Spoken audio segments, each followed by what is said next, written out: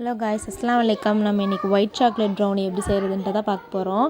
Miss blondie ஒரு 120 grams white chocolate எடுத்துக்கோங்க. White compound தான் எடுக்கணும், வேறு எதுவும் எடுக்கக்கூடாது. ஒயிட் காம்பவுண்ட் வந்து 120 gram. 50 gram of butter.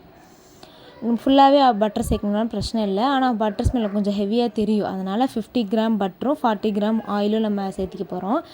Chocolate cut பண்ணால் போட்டங்கிறத நான் கத்தி வச்சு குத்திட்டு இருந்தேன்.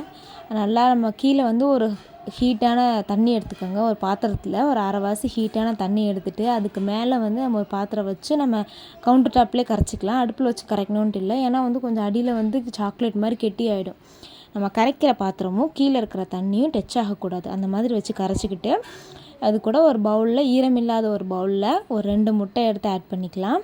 அது கூடயே வந்து 120 கிராம் சுகர் எடுத்துக்கலாம். பவுடர் சுகராக இருந்தாலும் ஓகே, இதாக இருந்தாலும் ஓகே. ஆனால் நம்ம ஃபஸ்ட்டு இது இந்த பீட்டர் வச்சு நம்ம பண்ணவே கூடாது. விஸ்கு வச்சு மட்டும்தான் நம்ம வந்து பீட் பண்ணணும். முட்டை சுகர் நல்லா கரைஞ்சதுக்கப்புறம் நம்ம எடுத்து வச்சுருக்க சாக்லேட்டை மெல்ட் பண்ணி வச்சுருக்கோம் இல்லைங்களா, சுகர் சாக்லேட், பட்டர், ஆயில், இது 3ஐயும் சேர்த்து இந்த மிக்ஸை வந்து உள்ளே போட்டு நல்லா மிக்ஸ் பண்ணணும். அந்த முட்டை கலவை கூட அந்த சாக்லேட்டு மிக்ஸ் பண்ணும்போது கொஞ்சம் கெட்டியாகும், ஒன்றும் பதறதுக்கு இல்லை.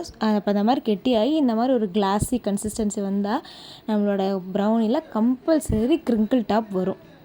அது கேரண்டி. அதை வந்து மைண்டில் வச்சுக்கோங்க. இது வந்து இன்னும் ரிச் டேஸ்ட் கொடுக்கறதுக்காக நம்ம ஒரு 30 கிராம் ஆஃப் பால் பவுடர் சேர்க்க போகிறோம். 30 கிராம் பால் பவுடர், 100 கிராம் மைதா, பிஞ்ச் ஆஃப் சால்ட், இது 3ஐயுமே ஒன்றா மிக்ஸ் பண்ணி சளிச்சு உள்ளே போட்டுக்கணும். உள்ளே போட்டு நல்லா மிக்ஸ் பண்ணிக்கலாம். இது கூட வந்து வெனிலா எசன்ஸ் வந்து 1 டீஸ்பூன் ஊற்றிருக்கிறேன். அந்த கிளிப்பு காணும். வெனிலா எசன்ஸ் வந்து 1 டீஸ்பூன் ஊற்றிருக்கிறேன், அவ்வளோதான். நல்லா ஒரு ஜென்டில் மிக்ஸ் கொடுத்து நம்ம எடுத்துருக்கிறத வந்து ஒரு டபுள் பேட்சாக வந்து நம்ம மிக்ஸ் பண்ணிக்கலாம். மாவு, பால் பவுடர் இதை எடுத்துருக்கோம் இல்லைங்களா, அதை 2 பேட்சாக போட்டு நம்ம நல்லா மிக்ஸ் பண்ணி விட்டுக்கலாம். கம்பல்சரி பீட்ரு யூஸ் பண்ணவே கூடாது. ப்ரௌனிக்கு டார்க் சாக்லேட்டாக இருக்கட்டும், ஒயிட் சாக்லேட்டாக இருக்கட்டும், எந்த ப்ரௌனிக்குமே நம்ம வந்து பீட்டர் யூஸ் பண்ணக்கூடாது. அது கேக்கியாக மாறிடும்.